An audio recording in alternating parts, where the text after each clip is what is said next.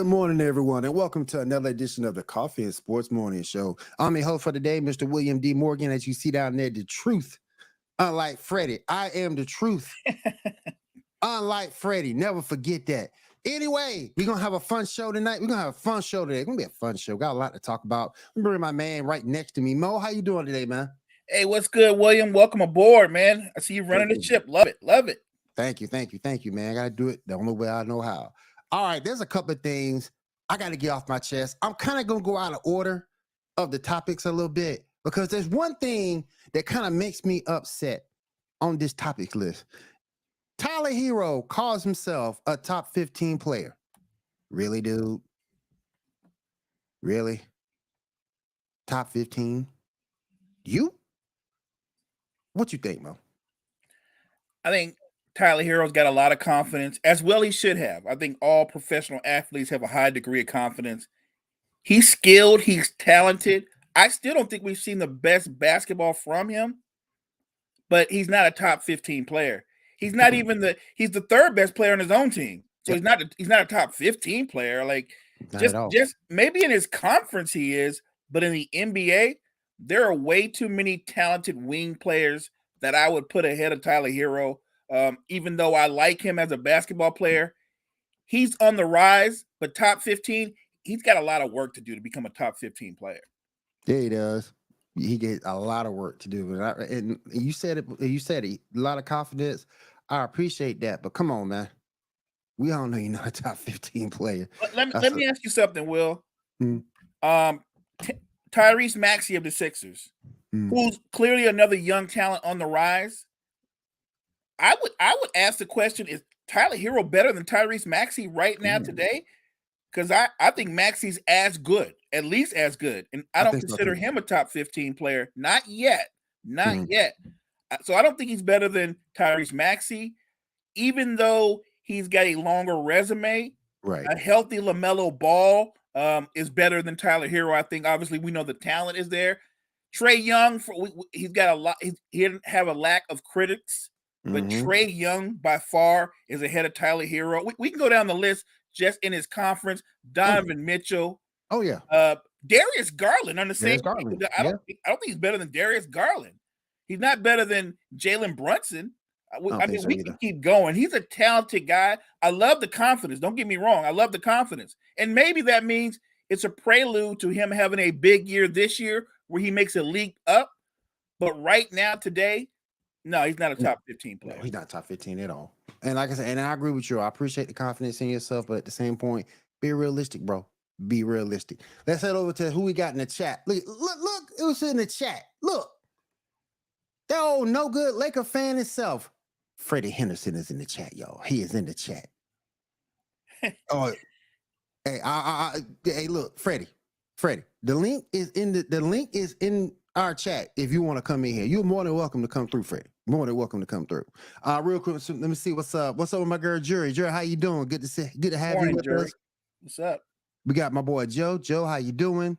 DeSoto, how you doing, man? So yeah, if you want to come through, Freddie, you're more than welcome. Let's go on to our next story real quick.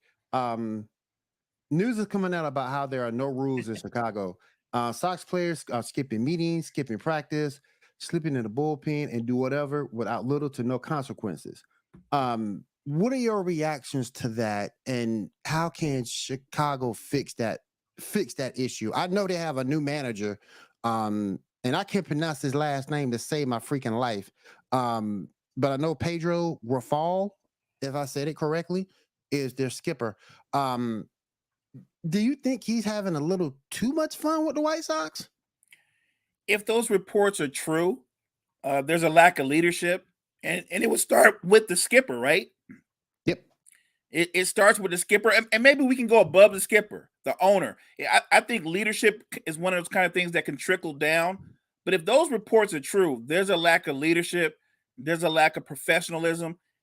That also would go to the players. Like in your locker room, somebody is the leader. Somebody is the guy that you look to. If they're all doing those things, not practicing, sleeping, being less than professional, then there is no leadership within an organization. And what they need is they need a major facelift in terms of their roster.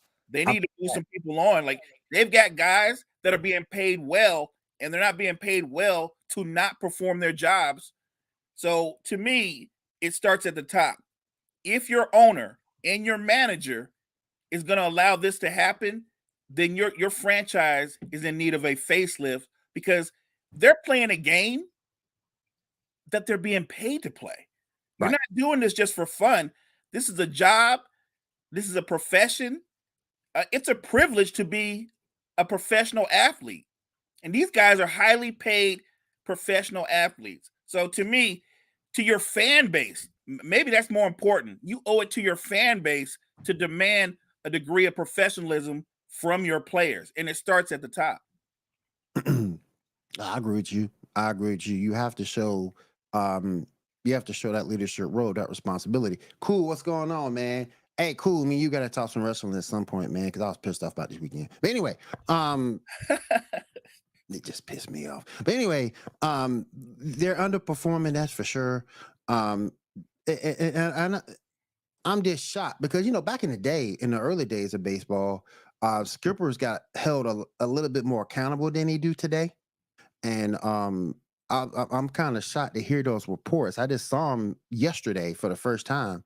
I'm saying, what the heck is going on with the White Sox? That's kind of crazy to begin with, first of all. And I really don't understand how you can't get a hold of that you can't bring in your best players, sit them down, have a conversation, and demand some accountability from them. And that should trickle down to the rest of the guys. So to me, this is a team that's just in disarray. That's kind of embarrassing that they don't practice. They sleep when they want to. What do they call it? The inmates are running the asylum, right? Yep. And that's crazy. Yep. Let me see here. I do want to take a look at one thing. Let me see. Oh yeah. I'm looking at the standings right now. They're fourth in their own division at 46 and 68. That's just atrocious. Right. So you're fourth in your own division. You don't have time to slack off. No. You don't have time to slack off. If anything, you should be in kind of some kind of part of desperation, right? Mm-hmm. Where's the competitive fire? I don't understand that. Where's the will to win? Right. Where's the will to win? Where's the will to represent your franchise, represent your city? And it's like, and even if you don't have that for your team as an athlete, you should have that for yourself. You should have that professional pride to go out there and give it your best. Exactly. And these guys definitely aren't doing it. Right. And if they're putting that kind of energy out there, so to me, that's also a message to all the other clubs out there. There's guys on that roster that you don't want. There's guys in that clubhouse that you don't want in your clubhouse. I look at it like this. Even though they faltered a little bit down the stretch, if Tampa can turn themselves around and do what they're doing this season, anybody can do it. And that's just my opinion. You guys could agree, you guys could disagree. They're falling off a little bit. Baltimore's in the division lead right now. But if Tampa Bay can turn themselves around, then I believe the White Sox can do it too. And right now they're just underperforming. We got the Twins leading that division right now with Cleveland, Detroit, Chicago, and Kansas City. It's time. Yeah, thank you, Cool. It's time to make some changes in Chicago. Sir. It's time. It's just ridiculous. All right, let's move on to our next topic. Give me one moment here. In fact, did my computer go? Oh, okay, there we go. All right. Steve Kerr says the Warriors need CP3 in order to not be as one-dimensional on offense. You buy or sell Steve Kerr's comments? I bought it as soon as they found out they traded for Chris Paul. A lot of people were talking about, well, the Warriors play a certain pace. Chris Paul doesn't play their pace. Right. He doesn't play their pace. What he gives them is he gives them a different look. He's basically a curveball. You throw in fastballs all the time. Chris Paul's a curveball. What Chris Paul's going to do, he's going to bring the ball up and he's going to attack you in the half-court set. He's going to run your big man into a pick and roll, create a mismatch, and set his guys up for open shots. And when he doesn't set his guys up for open shots, he's going to kill you with that mid-range jump shot. So I love what Steve Kerr says. I thought that the moment they made that move, when everybody else was like, he doesn't play their pace, he doesn't need to. He plays to his pace. They'll work around him. Don't forget, he's not going there to start, but my guess is in certain lineups, he will be part of the closing lineup. And that would make sense. And that would make sense to close things out. And particularly if Steph Curry gets hurt, we can put him right in there. If he gets hurt, you can put him in there temporarily. It gives you another shooter. It gives you another shooter too. Like Chris Paul's not one-dimensional. He's not at his prime, but I would still say he's competitive on defense, super high basketball IQ. So the idea that he doesn't fit with Golden State, I think that's people looking on the outside and judging off of how things finished up with Phoenix. I would argue that playing with Golden State is actually going to energize Chris Paul. And another thing too will also keep him healthy, keep him a little bit fresher coming off that bench. Yes. So now he's not playing 35, 36 minutes at Golden State. I'm going to say they're going to have him at 28, maybe 30 minutes tops. So he's got a pitch count. So I think that Golden State is the best place for him. If he's trying to play a couple of more years and chase that ring, they'll sustain him better physically as well too. That Chris Paul being on Golden State has nothing to do with the regular season. You want to develop chemistry, but Chris Paul being on Golden State is all about the postseason. Let me ask you this. The one thing that's concerning about Golden State, they still are a small team. They still hadn't went out and got anybody a real size. And there's some people out there who you could get with some real size. What's going on? Why aren't these big men being picked up? You know what? I'm looking at Golden State, and I think that they believe that outside of Denver, and I'm talking about the Joker, there really is no dominant post player in the Western Conference. Anthony Davis is skilled, and he can give you buckets. Where he gives Golden State troubles on the defensive end. So I think they're looking at Denver, and they're saying that Denver's the only one with a dominant center. Denver's the only one that you need to beef up for and double team. And I believe that Golden State thinks if they can play at their pace and dictate pace, that they can play with Denver. Look, everybody's going to say Golden State's done because they're talking about their age and things of that nature. What I would remind people is this: the NBA is a young man's game in the regular season. It is veteran teams 9 times out of 10 that win titles, not young teams. That's just a fact. Not young teams. It is a veterans game in the postseason. You might have young stars that are flanked by veterans, but it is a veterans game.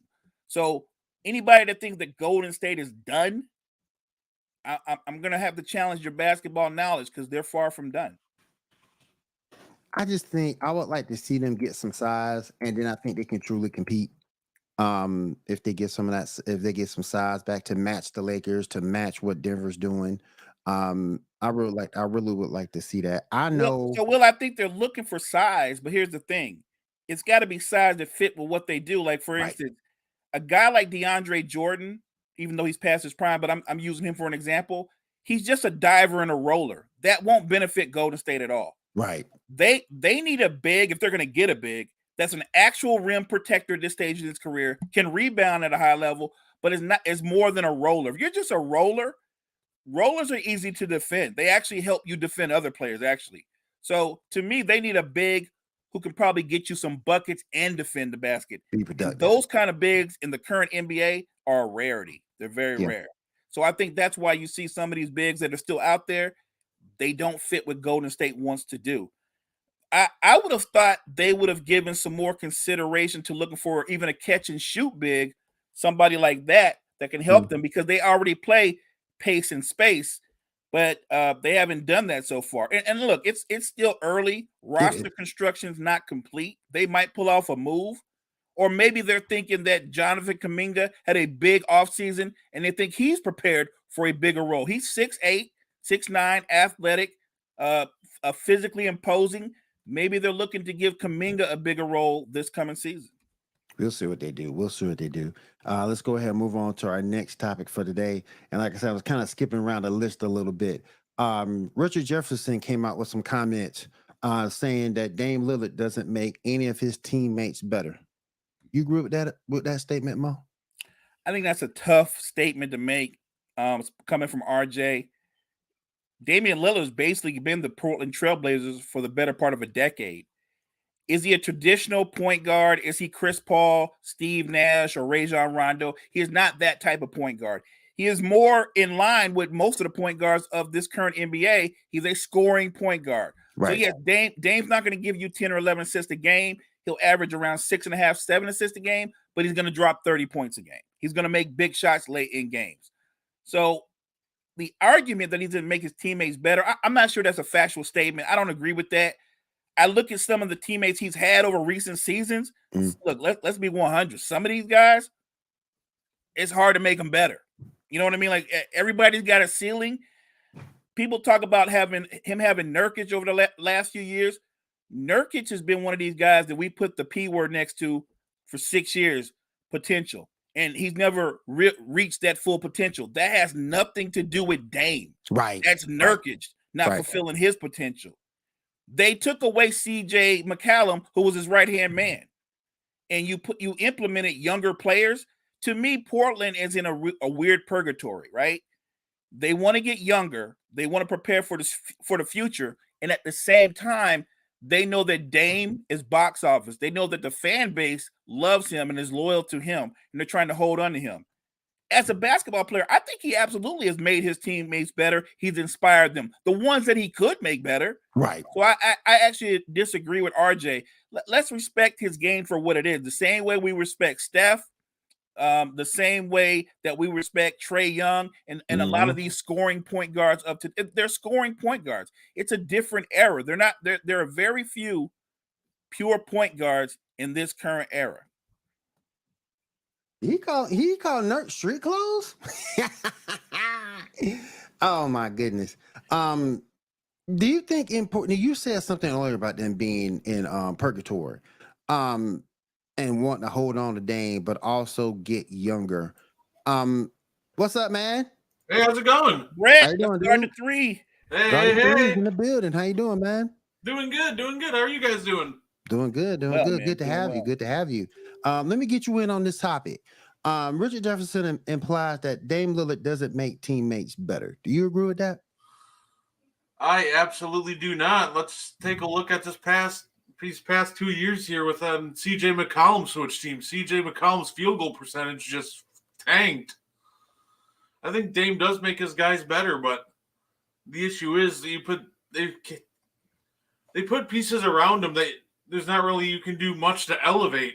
They put role players like Al-Farouq Aminu, Mo Harkless, and these are guys who just have a limit to how much you can really elevate their games. And I think Dame did that, but I just think with the supporting pieces they put around him, there really isn't anything else he can do, honestly. Kind of stuck. He's kind of stuck in he's kind of stuck in that one gear to where he still feels he has to do everything. And remember, Will, don't forget, it's Portland. Yeah. The reality is, top free agents, the very best free agents, you know where they're not going? They're not going to Portland. They're going to Portland. They're going to Portland. There's certain places you automatically write off during free agency, even though people go, they have the potential. Nobody's going to Portland. Nope. Ain't nobody going to Utah. Nope. Nobody's going to Sacramento. You can go on down the list. You know what no great free agent, not a top free agent. They're not going to Orlando. We can keep going. They're not going to Detroit. We can keep going. Ain't going to Minnesota. No, they're not. So you already know that. Even though they want their money, the top free agents, they also want to win. They also want to win. True. And as talented and as gifted as Dame is, that Portland team, it hasn't been in contention for years. Yeah, it's been. They are in a purgatory. They want to move on from him. They don't know how. They want a certain amount of value for him, but my question to them is, you will never get the perfect package. Right. It doesn't work that way. As gifted and as great as he's been, remember, he is 32 years old, getting ready to be 33. Nobody's going to give you the house for a star who I would say is at the very edge of his peak, of his prime. Cool said they definitely ain't going to Charlotte. they never go to Charlotte. They never go to Charlotte. Oh my goodness. And Charlotte will offer up all the money and people still go, nah, I'm good. That's a harsh reality. Look, you would think that Mike would be a good selling point. Mike is actually the reason people don't want to go to Charlotte. Yeah. think the biggest free agent I remember Charlotte signing in the last 10 years is like them maxing out Nick Batum in like 2015. I think they gave Batum a monster deal. Oh yeah, and I like Nick. I like Nick Batum, but you don't give Nick Batum that kind of money. You just don't do that. Look, let me ask you this, Will. Sure. Do you think their management is taking too hard a line on what they want in return for Damian Lillard? Because it seems like at where we're at right now, it's a stare down between them and Miami and maybe another team that hasn't been named. And Dame looks like he's going to be on Portland at the start of the season, as far as I'm concerned. And that's going to make for an awkward thing because they've already gone in on the idea of having Scoot Henderson and Miles Simon as their young up and coming backcourt, right? So what are you going to do with Damian Lillard? Yeah, that's a good point. I think I think they missed their opportunity to trade Dame 2 years ago when he was at his peak. I think that's when because if you were gonna get top dollar, that would have been the time to get it for Dame. And now he's 2 years older, and at some point he's going to hit the decline. So they're taking too much of a hard line stance on this. And plus, everybody knows you want to move him, which means you're not gonna get top value anyway. Because heck, I know y'all want to move him. And Dame is taking a hard line. He's not helping himself, Will, because he's saying, I'm only going to Miami, right? I'm only going to Miami. So if you make that hard a line, what are you going to do about the other teams out there that could potentially offer you a better deal, a better package? And and Dame's under contract, so if you trade him, he could be angry. He could be like, I don't know why I ended up in Orlando. I'm very upset. You could be upset, but you're 32. You're 32 years old. You're under contract. My guess is you're gonna play. Go ahead, Gordy. Let's say, and not to mention, too, with Dame, it's not like he's been the peak epitome of health these past 2 years. Right, that's true too. On top of him wanting to only go to one team, he's at the tail end of his prime. He hasn't been healthy for 2 years. Oh yeah. So I think Portland's just taking too hard of a stance. They're acting like this is like 2019 Dame who can carry your team to the Western Conference Finals. That isn't this Dame anymore. Right. And to Pat Riley's credit, he's offered a credible deal. It's a good deal. You're never going to get, like I said, equal value for what he is right this moment. So when you go, Damian Lillard is much better than Tyler Hero, nobody's arguing that. But what you have to look at is Portland is in rebuild mode. Hero's 24-25. Dame's 32-33. Yep. So when Miami goes for Damian Lillard, they're basically saying we are all in on the next 2 seasons with Damian Lillard, Jimmy Butler, and Bam Adebayo, I guess surrounded by a bunch of minimum $1 million players, and seeing if that's enough to come out of the Eastern Conference. I'm not even sure that's enough, honestly. I think that if you bring Dame there, yes, they're going to be box office. They're going to be fun to watch. But if I was a betting man, I still don't think they're the best team in the East. I still think you will have to deal with the Milwaukees. I still think you have to deal with a resurgent Boston team. I still think that would be kind of hard. Cool asked, what if Philly offers Harden and a first? Would y'all do that for Dame? Well, if I was Portland, I'd be like, how about a couple of firsts and y'all keep Harden?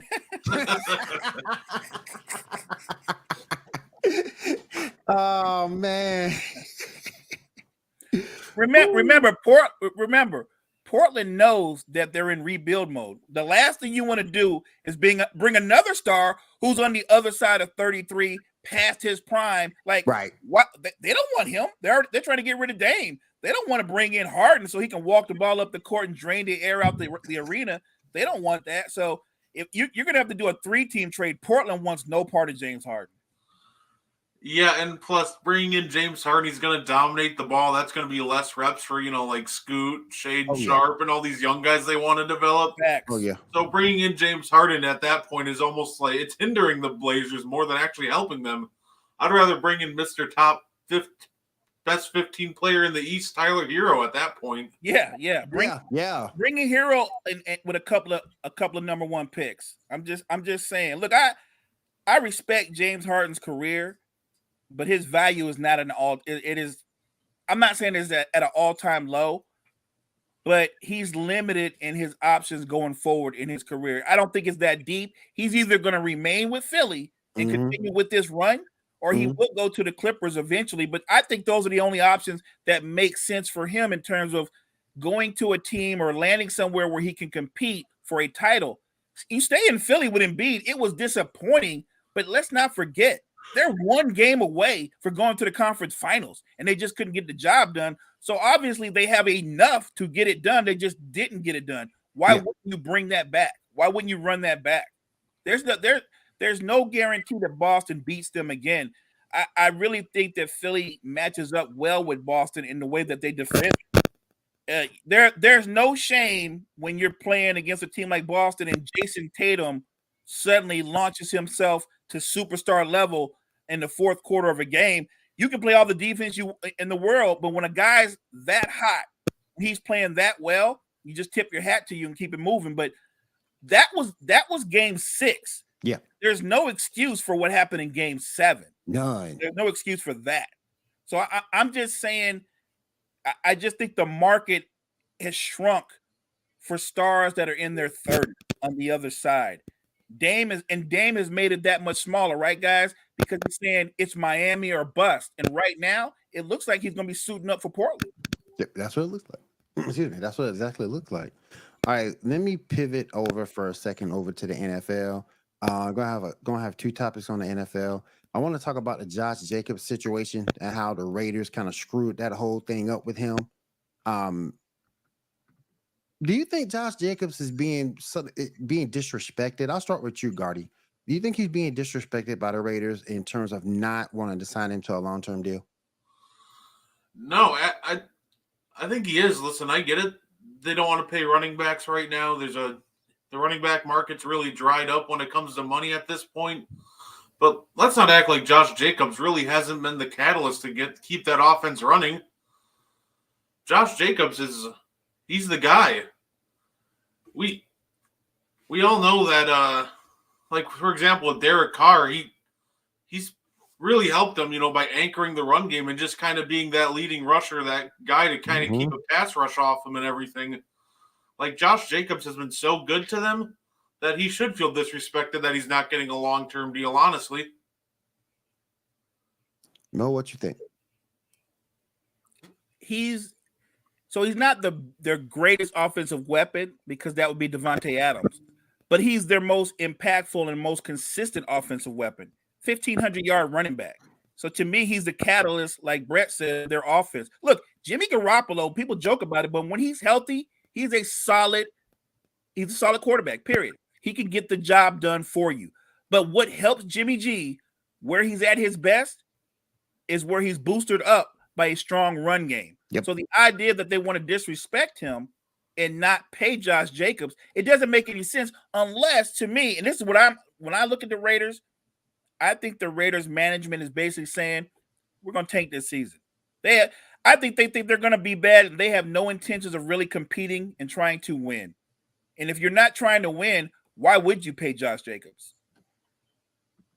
I think that's a damn shame because you and the person I feel sorry for the most is Devontae Adams. Oh, That's yeah. He went there to play with his boy, and his boy's gone. Boy gone. That's crazy. I'll say if this season goes south, I'm guessing it's probably Devontae's last with the Raiders. He'll probably want out next year.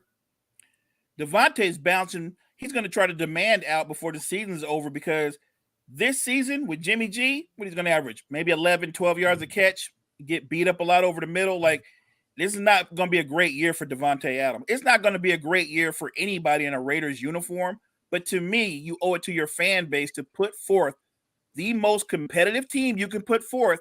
And that starts with respecting your star running back, giving him a decent contract. If you put Josh Jacobs in that lineup, they have a solid offensive line. They won't be a great team, but they'll be a competitive team. And if you're a fan base, if you're a season ticket holder, that's what you hold on to, right? Right. You hold on to your team competing. You hold on to hope. To me, this is ownership. This is management basically crushing hope. And then not only did you do that, your boy Carr gone. You got rid of Waller too. Waller's gone, right? So Bruh. and so you just made Jimmy G's and Devontae Adams' job that much harder because Waller is one of those vertical threat tight ends that can occupy the middle of the field and create mismatches with his speed. And now he's gone. Now, to be fair, as talented as Waller is, he's had a hard time staying on the field. That's true. Talented dude, but a brittle dude at the same time. That's true. Like he was made of glass. All right, sticking with the NFL, which quarterback would you start your franchise with between Zach Wilson and Trey Lance? Mo, I'll start with you. There's not a third option.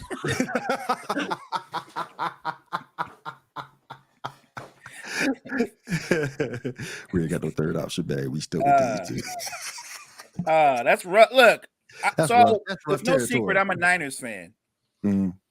What I've seen of Trey Lance, I mean, I'm really, really excited to see Purdy get healthy. I think Trey Lance is an incredible athlete. I don't know if he's ever going to be the quarterback that people wanted him to be or projected him to be. Man, that's a tough choice.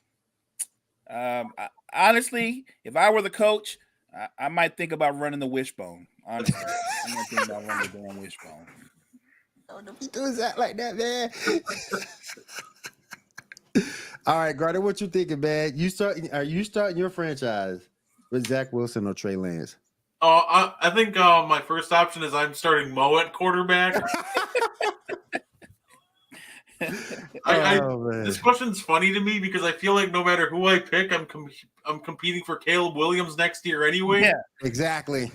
That might be the plan, right? For real. I feel like if that's the case, I feel like Zach Wilson gives me the best chance to lose a ton of games. Because I feel like Trey Lance has the potential to be better, but I haven't seen much of him. That's kind of part of the issue. So I really still don't fully know what I'm getting with Trey Lance. That's fair. That's fair. It's like take what you have in Zach Wilson, or take like the mystery box. So I guess if I'm trying to compete, I would probably take my chances on Trey Lance because I already know what Zach Wilson is, and I'll try to take Trey Lance's upside over that. To be fair, in their first preseason game, Zach Wilson actually looked solid. I'm just being fair. Can he carry that on throughout the preseason and establish himself as a really good backup just in case A-Rod misses a game or two? That remains a big question. But he looked solid in his first outing. I think you both make a great point that with Trey Lance, and I'm a Niners fan, you just haven't seen enough to know. You really haven't. Yeah. So hopefully we get a better idea of what he could be within this preseason. All right, we're gonna keep the show going. We're gonna keep the show going. Put your likes, put your comments, everything down here. Throw a couple of fire emojis down. Let everybody know that you guys love us out there in TV land. We're gonna go ahead and move on to our next topic. I want to bring up this madness that's been going on over at ESPN. The whole basketball side of things have been turned over. Now we got Doris Burke and Doc Rivers. My God, why Doc Rivers? But we got Doris Burke and Doc Rivers on play-by-play. What do you guys think about these changes? We lost Mark Jackson. We lost Van Gundy. What do you guys think about these new changes? Can this work for the worldwide leader? I think Doris is going to be great. Mark Doc sounds like he's smoked like 8 packs in the last year, so I don't really want to hear his raspy voice, but I think he can be fine. I think he can be fine, but I just really don't like his voice, I'll be honest. But he's a very smart and insightful guy, so it very well could work. That's funny. I was thinking the same thing. With that voice, Doc sounds like Scatman Crothers. It's almost inaudible. It's so raspy. But Brett's right. His knowledge of the game. I would actually say that when he was an analyst before his first go around, Doc was great. He's one of the better analysts. So I don't doubt that Doc will do well. The voice can be hard on the ears, but he's spitting a lot of knowledge. Doris Burke will do well. Look, I don't doubt that this team will do well. I just really enjoyed the other team. I love the back and forth between Mark Jackson and Van Gundy. That was natural chemistry, and they both had a wealth of knowledge about the game of basketball. Jackson as a player, a former player, coach. Van Gundy as a coach. So I don't know if the change was a money thing or they really thought that, you know what, maybe we need to hear some new voices. I think this team will work. I'm just kind of saddened that both of those guys are not even part of the network at all. I just feel like it's the B team to me. You elevate the B team. That's what it feels like to me. And again, I think Doris will do okay. I don't like Doc at all on the mic. Even in his press conferences, it's not just Blake. It's not just Blake. No. That's actually good, Doc Rivers. I just can't stand it, man. I just can't stand it. And then you go back and look at how many leads he's blown as a coach, and it's like, yeah, you might know the game, but this knowledge that you have didn't help you win. So you were better off with Van Gundy and Jackson, in my opinion. The one benefit of him going to the booth, though, is I'm so glad I get to see him as an analyst and not just looking completely lost on the sidelines. Like, honestly, that was always my frustration with him is he got like voted as like a top 15 coach of all time. He gets so like hyped up, but every time I watch him, he looks like in Game 7 of that last year's playoffs. He just looked completely lost. Like he didn't know what was going on, what the Celtics were going to do. Like he didn't just see him for six games and had time to adjust their game plan. I've seen that look before with the Sixers. I've seen that look before with the Clippers. I've seen that look before. Doc has milked the hell out of that one championship. And I ain't never seen nothing like it. Have y'all seen anything like this? At that one championship, he milking the heck out of it. I've never seen that. No, and I really think that you could have thrown pretty much anybody on that coaching staff. As long as they were like an average coach, they probably would have won it in 08 too. When your assistant is Tom Thibodeau and you have a defense with Kevin Garnett, Paul Pierce, you have Tony Allen off the bench. Like that team was so insanely good that as long as there's an average coach in there, I think they would have won it anyway. Now, I'm gonna switch over to college football for a quick second. What is this with these ACC teams wanting to move over to the Big Ten? I think Clemson, Florida State, and I couldn't remember the other one. I don't like it. First of all, I am a Florida State fan, so I got to put that out there. I'm an FSU fan. But I don't like the move because if that happens, I think it's going to end up being a logistics nightmare and it turns back and hurts you. I mean, because I don't think Florida State is good enough to hang with the Michigan. I don't think they're good enough to hang with Ohio State. Gardner, what you think about that?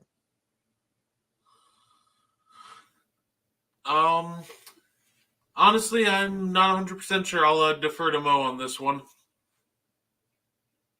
So they might not be good enough right now, but they're getting more exposure going to that conference. And with NIL, that opens up the field for everybody. I think they'll be able to recruit better. They're going to bring in better talent. So maybe they're not going to be able to contend with the top schools the first couple of years. But I think that over time, they're going to be able to bring in top flight talent, and they'll more than hold their own. The thing about NIL, what it's done is opened up the potential to where it used to be a narrow scope of schools that everybody would look to because they knew they had the exposure, they had the success, the culture, if you want to call that. But there was money being exchanged, right? We all know money was always flowing. Well, with NIL, which is why Nick Saban is so upset, we can throw out money too. Now there's a way that we can bring you up. These guys now are coming in, these college kids, they're already branded. They're already building up their brand. They're going to go into the NBA, the NFL, and they're going to already have millions of dollars in their bank account because of what they've done in college. Right. Like I think another thing that I don't like about it too, it could be somewhat of a logistics nightmare. I agree. In terms of traveling. If you're Florida, maybe not, Tallahassee, of course, you're fine. But I think traveling, it might be a little bit of a logistic nightmare for Florida State fans. But we'll see. I just don't like it for that reason. But we'll see what they do. Casey says Florida State can compete with Michigan and Ohio State. Maybe not right now, but if they hold their own in the Big Ten in the future, if they do make the jump. So I agree 100%, KC. We're on the forged same by fire. page. So it'd be a case of more forged by fire than anything. Yeah. Yeah.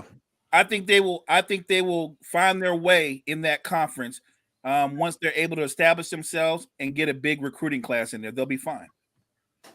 Definitely NIL does make a huge difference. Man, if they had NIL back in the day, I would have stayed in college. All right, let me go around and get everybody's as we get started to the season. Let me go around and get everybody's top 5 Super Bowl contenders for early season. Let me see how many of these stick for you guys. Mo, I'm gonna start with you on that one. Top 5. So let me go with the Chiefs, the world champ Chiefs. I'll go with the Bengals, the Eagles, the Niners. And you know what? Just on talent and just so people can lose their mind, I'm going to throw the Cowboys in there at my 15. Oh, hold up now. Oh, I can't. Oh, I can't agree with that. No. I didn't say it for agreement. Go ahead, man. I definitely think Chiefs, Bengals for sure. I think the Eagles and 49ers, absolutely. A 5th team, you know what? I'm going to go bold.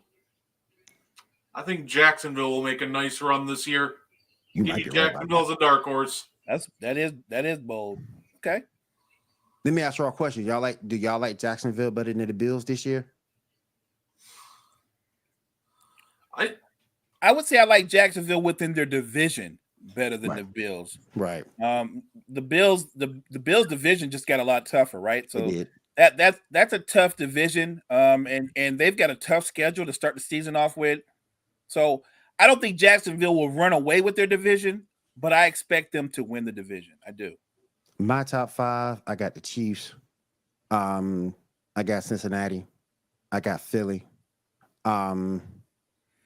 Somebody just picked the Lions. Can't pick the Lions because I can't. I think Detroit's going to have a good season. I don't think they're a Super Bowl contender. No. But Chiefs, Bengals, Eagles, last 2 teams. I got Baltimore, who I think can give the Chiefs. I think Baltimore can give the Chiefs fits. Because of that defense. You just made Jordan happy. I think Baltimore can compete. I think Baltimore can because that defense can give the Chiefs fits. That's a very good defense. If Lamar can continue to make strides in the passing game, air the football out a little bit more, and be more consistent. That's the one thing with Lamar. It got to be consistent. If you can do that, then I think they can definitely give the Chiefs a run for their money. And then number 5, I got Jacksonville over the Bills. I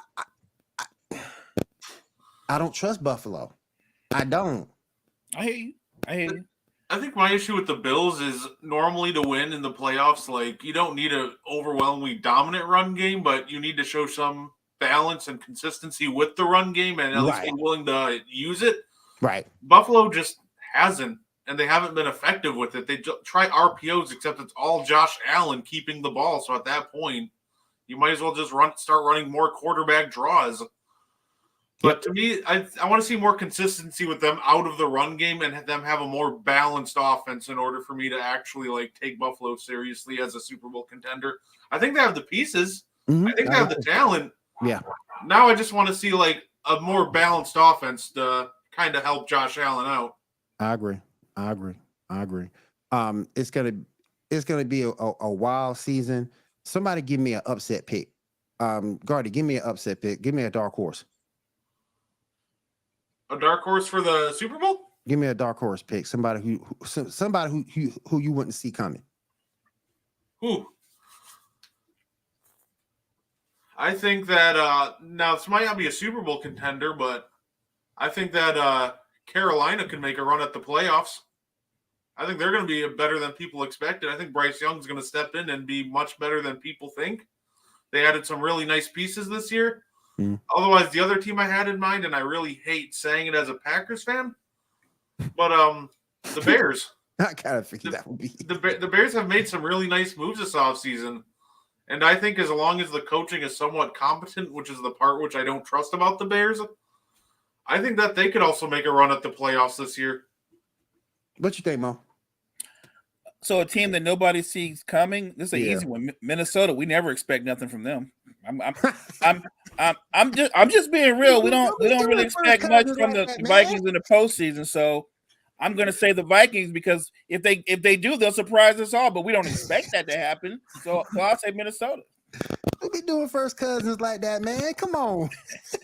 To be fair, Kirk Cousins was the only reason they were in that game last year in the playoffs because that defense was just hemorrhaging points.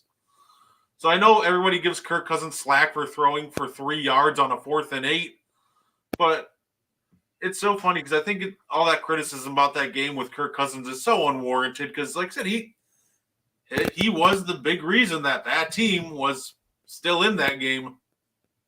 I agree. I thought he played well that game. Oh, yeah. All right, let me see if I can pull this up for everybody real quick. Give me a second. Jordan, I just don't trust Baltimore because Lamar Jackson has been hurt the last 3 times the Ravens has made it to the postseason. So if he can stay healthy, they can make the Super Bowl, but I need to believe it when I see it at this point. For Lamar to stay healthy, somebody else is going to have to be their leading rusher. It can't be him. Oh, 100% agreed. Oh, yeah, I believe that. Hold on one second. I'm trying to get this to work here. Might not be able to get it to work, so I'll just go over. Let me see.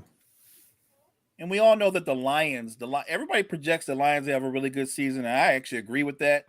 I don't know how far they'll go in the postseason, but I think the Lions have made a lot of good moves in the offseason. And so when you look at that team on both sides of the ball, the playmakers that they added, it's an underrated team top to bottom. They finished strong last season, so I think the Lions are going to be a problem that nobody actually wants to deal with. It could be interesting to see what kind of run they could actually get on. I think the NFC North in general is just going to be like a pretty brutal dogfight, honestly. Because I think the Lions are a really good team. The Vikings are a really good regular season team. The Bears have improved. The Packers, in all reality, should have a top 10 defense. They have a top-tier running game. Like Christian Watson showed some really good flashes. Like the big question mark is obviously Jordan Love and the receivers. But if those 2 step up, they have the pieces to, not necessarily go to the Super Bowl, but to just compete and fight in every game. Look, if they can just get Jordan Love to be a competent game manager to go with that running game, they'll actually be a very competitive team. Like everybody's like, he needs to throw for like 300 yards and 4 touchdowns. Look, if he's just competent and he can move the chains without turning the ball over, because the most important thing is taking care of the football. But if he can turn the ball over and he can move the chains, the Packers are going to be a competitive football team. And that'd be a huge win for Jordan Love's confidence. Yeah, that's what I said. Your really legit first year as being the starter. Look, you don't have to come out and be an all-pro or make a Pro Bowl, but if you're just solid, if you just give your guys in the huddle confidence that you know what you're doing, whatever kind of offense they're running, maybe they run a short passing game that features the running backs and the tight end. Even if it's that, if you're competent at that and that's your game and it works, then do that. Look, Alex Smith killed people dumping it down to the running backs and tight ends. It is an effective strategy. It's not exciting. It's not something you want to watch unless you're a fan of that team. But dumping down, everybody gets down on quarterbacks that check down. Look, if I check down to you 6 yards and another 6 yards and another 6 yards, it's not exciting, but it moves the chain. Yep. You say Alex Smith and those Chiefs teams, and I immediately think back to like 2014 when they had no receivers get any touchdowns. and the entire offense was just one giant check down to Jamal Charles and Travis Kelce. I love Jamal Charles back in the day. Come on, man. Oh, I love it too. It was the most incredibly basic offense ever to watch. It was so funny. So basic and vanilla. Alex Smith has some wheels too. Don't forget, he has some wheels. True. Before his injuries, he had wheels. He could take off. All right, guys. We're gonna finish up. Sticking with the NFL, we're gonna finish up the show. Top 100 list is complete. Reactions to the top 10 and the overall rankings for the QBs who made the list. Let me go over the top 10. From the top 100, we'll get to the best 10 players on the list. The 10th player is the defensive end for the Kansas City Chiefs, Chris Jones. Number 9 is linebacker for the Dallas Cowboys, Michael Parsons. Number 8, quarterback for the Buffalo Bills, Josh Allen. Number 7, wide receiver for the Miami Dolphins, Tyreek Hill. Number 6, quarterback for the Cincinnati Bengals, Joe Burrow. Number 5, tight end for the Kansas City Chiefs, Travis Kelce. Number 4, defensive end for the San Francisco 49ers, Nick Bosa. Number 3, quarterback for the Eagles, Jalen Hurts. Number 2, wide receiver for the Minnesota Vikings, Justin Jefferson. And number 1, quarterback for the Kansas City Chiefs, of course, Patrick Mahomes. I wanted to go up and talk about the quarterbacks. Number 8 is Josh Allen. How do you guys see Josh Allen performing this year? Let me go with Gardy. I think Josh Allen's going to have another heck of a year. Like I said, with Josh Allen, at this point, I don't doubt his talent. I think he'll throw for a lot of yards. I think he'll throw a lot of touchdowns.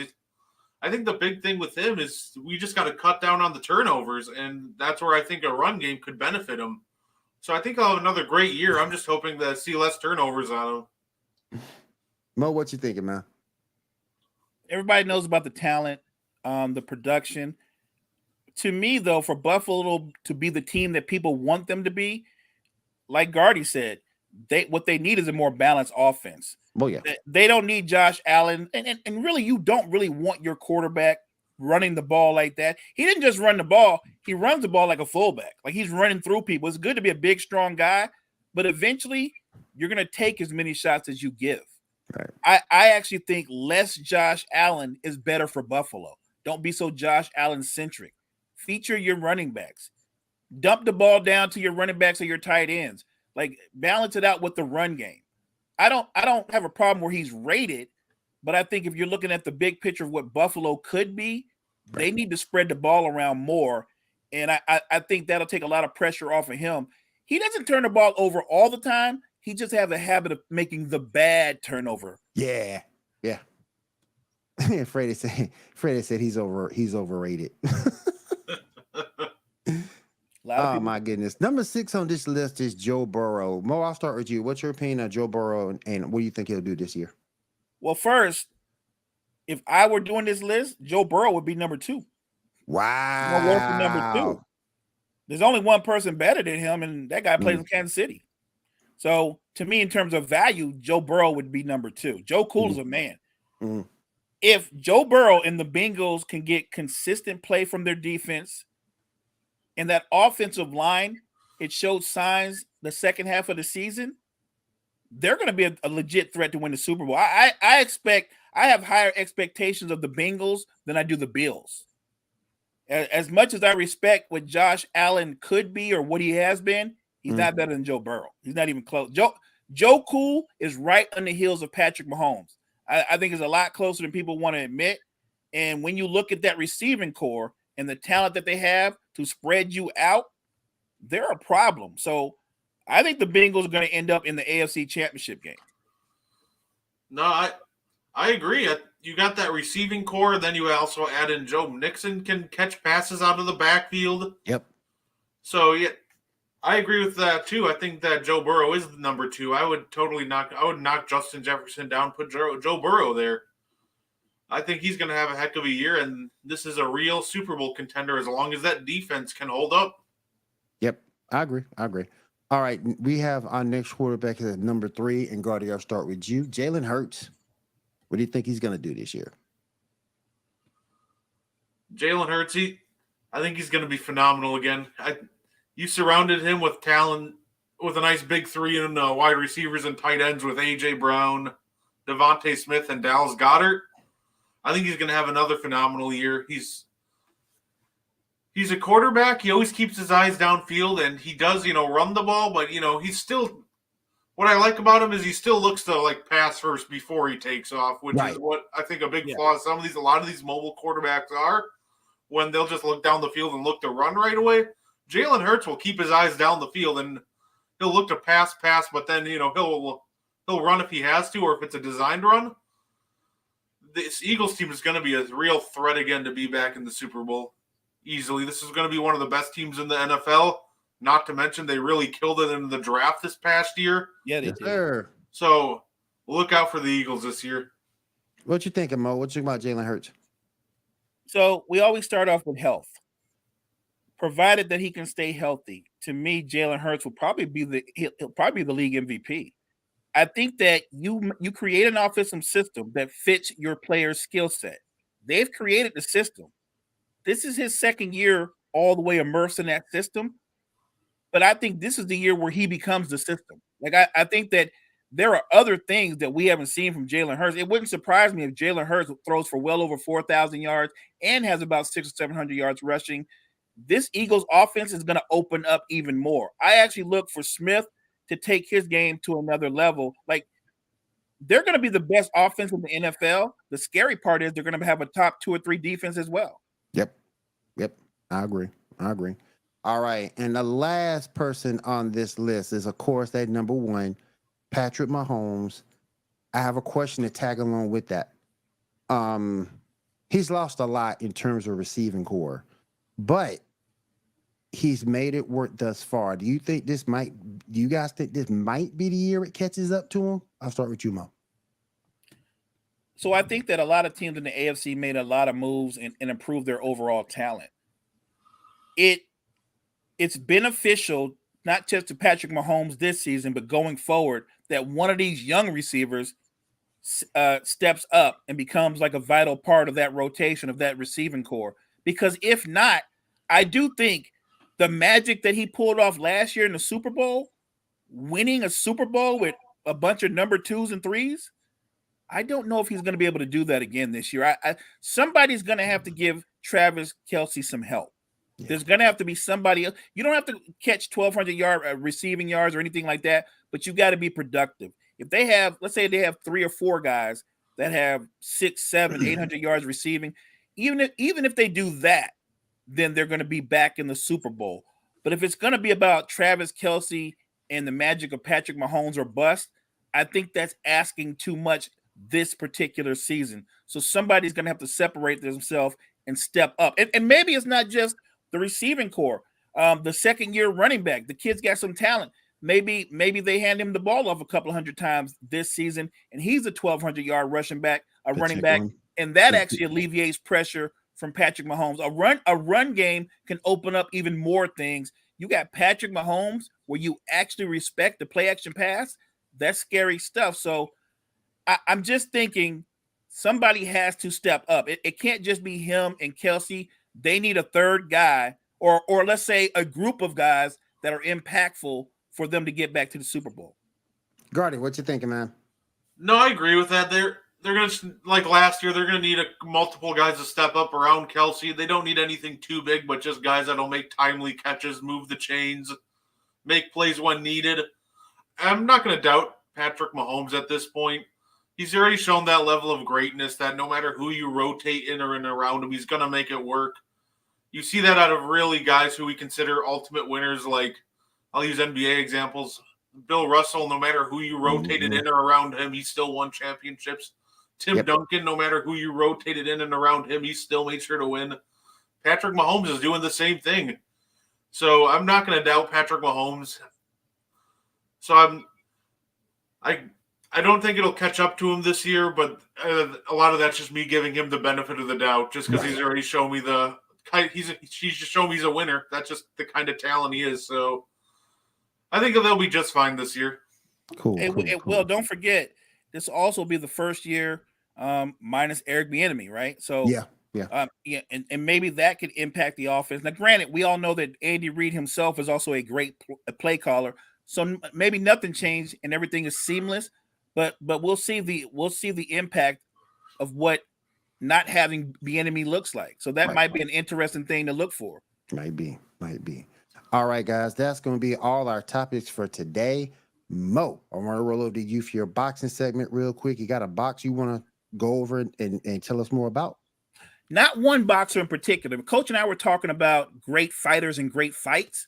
So I wanted to ask you guys, like, when you think of the super fights that you witnessed as a fan, my favorite 3 super fights: Leonard Hearns, the first one, Hagler Hearns. Ooh. Maybe the greatest 3 minutes of fighting you'll ever see. If you've never seen Marvelous Marvin Hagler versus Tommy Hearns, go to YouTube, put it in. If you got 3 rounds to spare, just watch it. It is the most electrifying 3 rounds you will ever see in boxing. And then the third one that most people might not appreciate, Riddick Bowe, the first time him and Holyfield met. I remember that. Yep. That is a brawl. That is a bad. If you want a real life fight that looks the closest to a Rocky movie, watch Riddick Bowe versus Evander Holyfield. And I can go old school. When Larry Holmes became the heavyweight champion, he took it from Ken Norton, and that was the hungry Larry Holmes, the contender, trying to keep away Ken Norton, the pressure puncher, the power puncher with the pickable style, and Larry Holmes took the title from Ken Norton. But that was a great fight. What is a great fight, Will, that sticks out for you? Oh man. Oh, let me not forget. Anybody that's ever seen Arturo Gatti versus Mickey Ward, those are wars. Man, for me, it was probably, and I was man, how old was I? Mike Tyson, and when Tyson and Holyfield started going out at it for me. Okay. Those were impactful. I thought Tyson could have won that last one too. He went this cycle crazy and bit his ear off. But I thought Tyson had a chance. The first fight, I remember that first Holyfield Tyson fight. I was over a friend's house, and it might have been me and one other guy that were Holyfield fans. There's like 40 people in there, and they were all Tyson fans. And from the first time Holyfield walked through Tyson's combination, he walked through it. When he walked through it, I knew it was over. Nobody walks through Mike Tyson combination. And he walked through it like he didn't even throw it. When I knew he could walk through his best shots, even when he threw the hook, the overhand hook, nothing. Vander Holyfield beat Mike Tyson at his own game. He beat him up on the inside, and then he outpunched him on the outside. And that's why I thought it was so impactful, because it showed you the greatness of Holyfield, where he was sort of kind of being doubted. It showed you how great Holyfield was.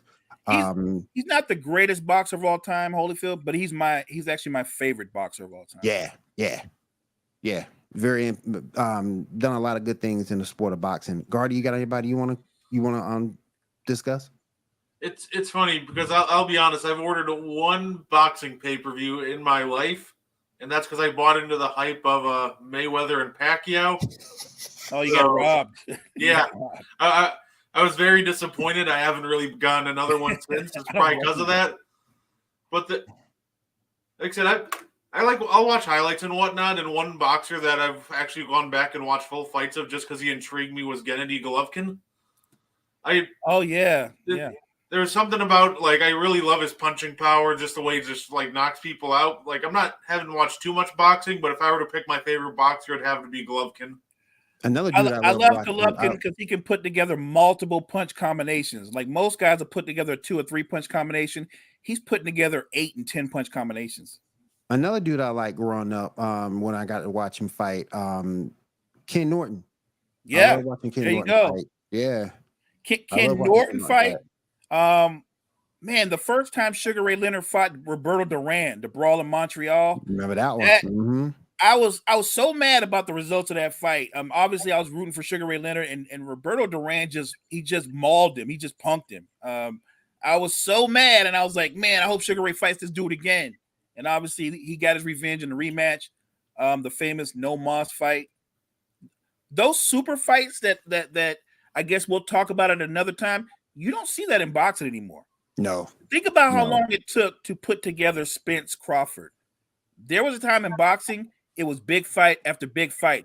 If Marvin Hagler wasn't fighting Tommy Hearns, he took on Sugar Ray Leonard.